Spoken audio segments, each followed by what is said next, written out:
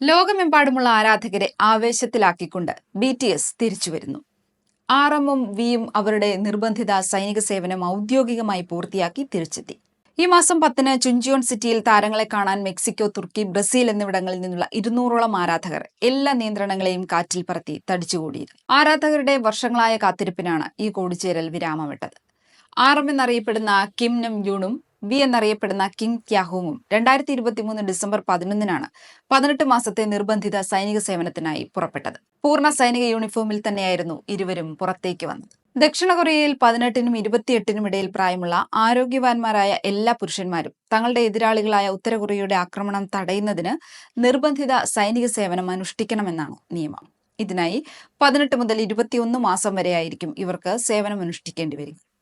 ദേശീയ തലത്തിൽ ശ്രദ്ധിക്കപ്പെട്ടതോ വിജയികളായ ഏതെങ്കിലും കായിക താരങ്ങൾ, നർത്തകർ, ഗായകർ എന്നിവർക്ക് ഈ നിയമത്തിൽ പ്രത്യേക ഇളവുകളുണ്ട്. എന്നാൽ K-pop താരങ്ങൾക്ക് ഈ പരിഗണന ലഭിക്കുന്നതല്ല. മറിച്ച് 30 വയസ്സിനുള്ളിൽ എപ്പോഴെങ്കിലും ഈ സേവനം പൂർത്തിയാക്കാൻ മതിയെന്ന പരിഗണന ലഭിച്ചിരുന്നു.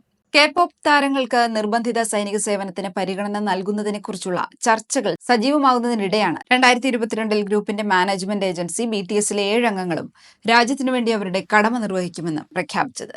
തുടർന്ന് 7 പേരും വിവിധ ഡിപ്പാർട്ട്മെന്റുകളായി തങ്ങളുടെ സൈനിക സേവനത്തിനായി പോയി.